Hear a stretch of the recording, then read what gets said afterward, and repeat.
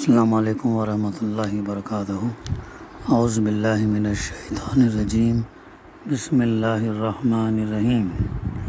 اذا زلزلت الارض زلزالها واخرجت الارض اثقالها۔ صدق اللہ العلی العظیم۔ معزز حاضرین، سورہ الزلزال کی ابتدائی دو آیتیں ہیں جس کی تلاوت ابھی ہم نے سماعت فرمائی۔ اس کی ترجمانی یوں ہے: جب زمین اپنی پوری شدت کے ساتھ ہلا ڈالی جائے گی اور زمین اپنے اندر کے سارے بوجھ نکال کر باہر ڈال دے گی۔ انشاءاللہ سورہ الزلزال کا ہم مطالعہ شروع کریں گے۔ جیسے کہ گزشتہ ہمارے مطالعے میں سورہ انشقاق، سورہ انفطار اور سورہ تکویر کی تفسیر آ چکی ہے، اور جیسے وہ معروف حدیث جس میں اللہ کے رسول صلی اللہ علیہ وسلم نے فرمایا کہ اگر قیامت کو اپنے آنکھوں دیکھا حال جیسا دیکھنا چاہتے ہو تو ان تین صورتوں کا مطالعہ کرو۔ چونکہ تینوں صورتوں کا الحمدللہ مطالعہ ہوا ہے، اور ہم نے اس کے بعد سورہ الزلزال لیا ہے جس میں قیامت کا تذکرہ ہے اور ریلیونٹ صورت ہے، اس لیے اس کا انتخاب کیا ہے۔ الزلزال پہلی آیت کے لفظ زلزالہ سے ماخوذ ہے۔ اس کے مدنی ہونے اور مکی ہونے میں اختلاف ہے، لیکن اکثریت کے نزدیک یہ مکی صورت ہے۔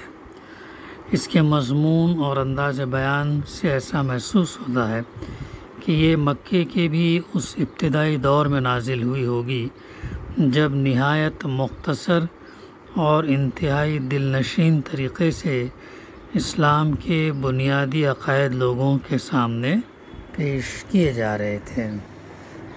اس کا موضوع اور مضمون یوں ہے: موضوع ہے موت کے بعد دوسری زندگی، اور اس میں ان سب اعمال کا پورا کچا چٹھا انسان کے سامنے آ جانا جو اس نے دنیا میں کیے تھے۔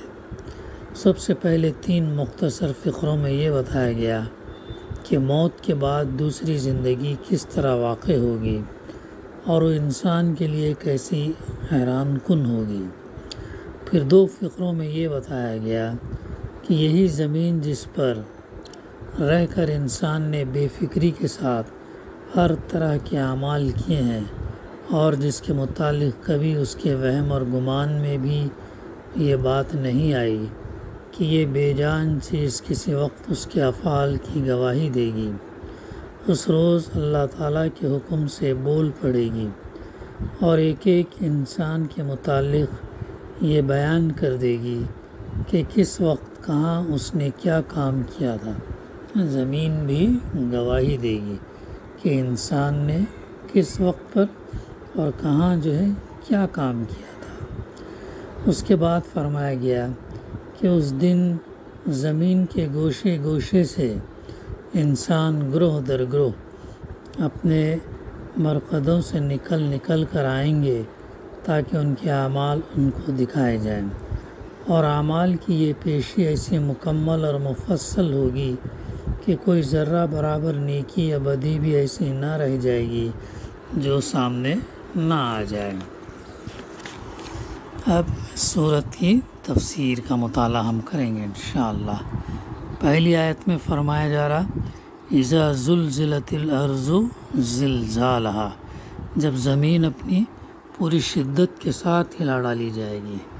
یعنی اصل الفاظ یہاں پر زلزلت الارض زلزالها، زلزلہ کے معنی پے در پے زور زور سے حرکت کرنے کے ہیں۔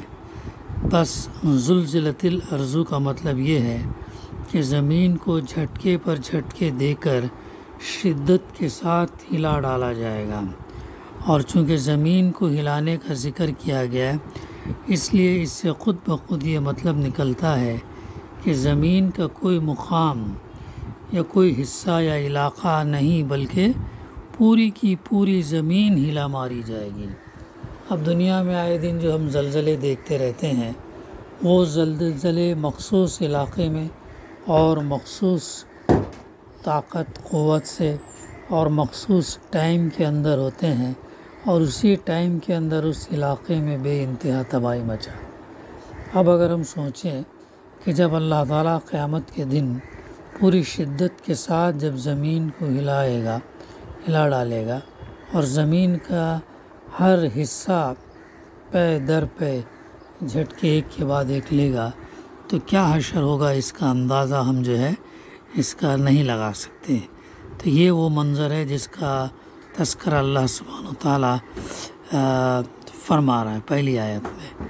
پھر اس زلزلے کی مزید شدت کو ظاہر کرنے کے لیے زلزالہ کا اس پر اضافہ کیا گیا ہے، جس کے لفظی معنی ہے کہ اس کا ہلایا جانا۔ اس کا مطلب یہ ہے کہ اس کو ایسا ہلایا جائے گا جیسے عظیم کرے کو ہلانے کا حق ہے، یا جو اس کے ہلائے جانے کی انتہائی ممکن شدت ہو سکتی ہے۔ بعض مفسرین نے اس زلزلے سے مراد وہ پہلا زلزلہ لیا ہے جس سے قیامت کے پہلے مرحلے کا آغاز ہوگا، یعنی جب ساری مخلوق ہلاک ہو جائے گی اور دنیا کا یہ نظام درہم برہم ہو جائے گا۔ لیکن مفسرین کی ایک بڑی جماعت کے نزدیک اس سے مراد وہ زلزلہ ہے جس سے قیامت کا دوسرا مرحلہ شروع ہوگا، یعنی جب تمام اگلے پچھلے انسان دوبارہ زندہ ہو کر اٹھیں گے۔ یہی دوسری تفسیر زیادہ صحیح ہے، کیونکہ بات کا سارا مضمون اسی پر دلالت کرتا ہے۔ تو یہ وہ منظر ہوگا اس دن جب اللہ تعالیٰ زمین کو پے در پے شدت کے ساتھ جھٹکوں کے ساتھ ہلائے گا۔ اب ہم اندازہ کریں کہ کیا اس وقت حال ہوگا انسان کا، اور جو چیزیں زمین پر ہیں کیسی کیفیت میں ہوں گے ہم۔ پھر آگے فرمایا جا رہا دوسری آیت میں، وَأَخْرَجَتِ الْأَرْضُ أَثْقَالَهَا، اور زمین اپنے اندر کے سارے بوجھ نکال کر باہر ڈال دے گی۔ سورہ انشقاق آیت نمبر 4 میں بھی یہ مضمون گزر چکا ہے۔ وہاں فرمایا گیا تھا وَأَلْقَتْ مَا فِيهَا وَتَخَلَّتْ، اور جو کچھ اس کے اندر ہے اسے باہر پھینک کر خالی ہو جائے گی۔ اس کے کئی مطلب ہیں۔ ایک یہ کہ مرے ہوئے انسان زمین کے اندر جہاں جس شکل اور جس حالت میں بھی پڑے ہوں گے ان سب کو وہ نکال کر باہر ڈال دے گی۔ زمین تمام مرے ہوئے انسانوں کو نکال کر باہر ڈال دے گی، جہاں پر بھی جس جگہ جس مقام جس وقت جیسی بھی حالت ہو تو وہ نکال کر باہر ڈال دے گی۔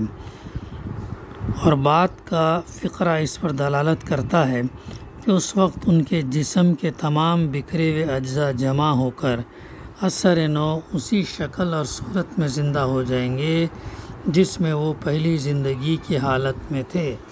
جیسے ابھی ہم ہیں ویسے ہی حالت میں ہم خبروں سے نکلیں گے، کیونکہ اگر ایسا نہ ہو تو کیسے کہیں گے کہ زمین کو یہ کیا ہو رہا ہے، جو آگے بات آ رہی ہے۔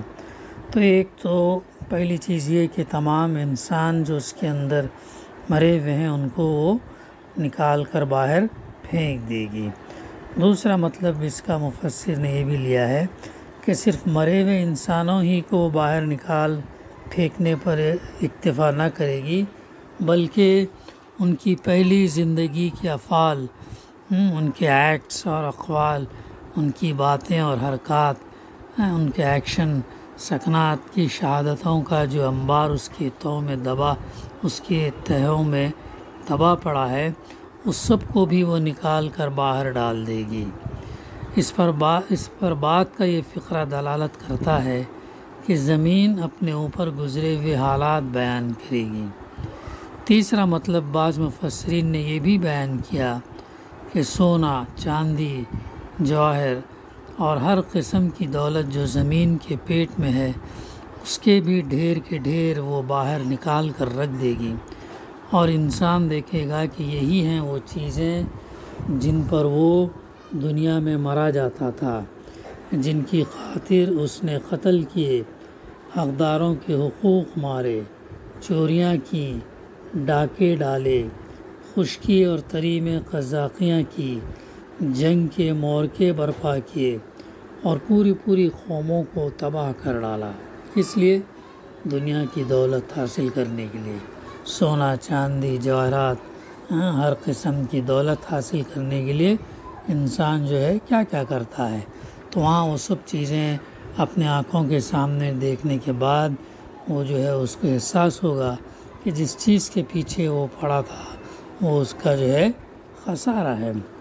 آج وہ سب کچھ سامنے موجود ہے اور اس کے کسی کام نہیں، بلکہ الٹا اس کے لیے عذاب کا سامان بنا ہوا ہوگا۔ اس دن انسان کے سامنے کیا کام آئے گی؟ کون سی کرنسی چلے گی؟ نیکیوں کی کرنسی چلے گی۔ ڈالر، یورو وغیرہ، دینار، درہم، ریال نہیں چلے، بلکہ نیکی۔ انسان جس خلوص نیت کے ساتھ جو بھی عمل کرا اور جو بھی نیکی کمایا، وہی نیکی اور ایمان جو ہے اس کا کام آئے گا، اور وہ بھی اللہ کی رضا کے لیے ہوا کسی اور کے لیے نہیں۔ تو زمین جو ہے اپنے اندر کے سارے بوجھ نکال کر ڈالے گی۔ اور اس کے بعد تیسری آیت میں فرمایا جا رہا وَقَالَ الْإِنسَانُ مَا لَهَا، اور انسان کہے گا کہ یہ اس کو کیا ہو رہا ہے۔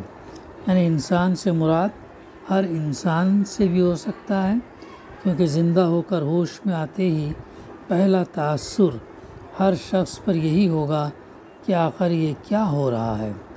بعد میں اس پر یہ بات کھلے گی کہ یہ روز حشر ہے، اور انسان سے مراد آخرت کا منکر انسان بھی ہو سکتا ہے، کیونکہ جس چیز کو وہ غیر ممکن سمجھتا تھا وہ اس کے سامنے برپا ہو رہی ہوگی، اور وہ اس پر حیران اور پریشان ہوگا۔ رہے اہل ایمان تو ان پر یہ حیرانی اور پریشانی طاری نہ ہوگی، اس لیے کہ سب کچھ ان کے عقیدے اور یقین کے مطابق ہو رہا ہوگا۔ ایک حد تک اس دوسرے معنی کی تائید سورہ یاسین کی آیت 52 کرتی ہے، جس میں ذکر آیا ہے کہ اس وقت منکرین آخرت کہیں گے کہ من بعثنا من مرقدنا، کس نے ہماری خوابگاہ نیند سے ہمیں اٹھا دیا، اور انہیں جواب ملے گا ھذا ما وعد الرحمن وصدق المرسلون، یہ وہی چیز ہے جس کا اللہ رحمان نے وعدہ کیا تھا اور اللہ کے بھیجے ہوئے رسولوں نے سچ کہا تھا۔ سورہ یاسین کی بڑی فضیلت ہے اور بار بار ہم پڑھتے ہیں، لیکن اس میں کیسی کیسی باتیں رکھی گئی ہیں۔ اس دن انکار کرنے والے منکرین جو ہے دیکھ کر یہ کہیں گے کہ کس نے ہمیں خوابگاہ سے اٹھایا۔ تو اللہ فرمائے گا کہ یہ وہی چیز ہے جس کا خدا رحمان نے وعدہ کیا تھا اور اللہ کے بھیجے ہوئے رسولوں نے سچ کہا تھا۔ یہ آیت اس معاملے میں مفسر لکھتے ہیں صریح نہیں ہے کہ کافروں کو یہ جواب اہل ایمان ہی دیں گے، کیونکہ آیت میں اس کی تصریح نہیں ہے، لیکن اس امر کا احتمال ضرور ہے کہ اہل ایمان کی طرف سے ان کو یہ جواب ملے گا۔ تو یہ ہے وہ تیسری آیت میں جو فرمایا گیا کہ جو ہے وقال الانسان ما لها، اور انسان کہے گا کہ اس کو کیا ہو رہا ہے۔ انشاءاللہ آگے کا مضمون ہم آئندہ لیں گے۔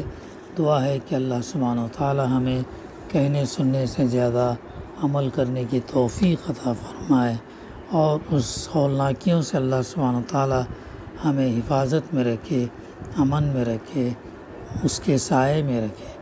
آمین یا رب العالمین۔ ربنا تقبل منا انک انت السمیع العلیم وتب علینا انک انت التواب الرحیم۔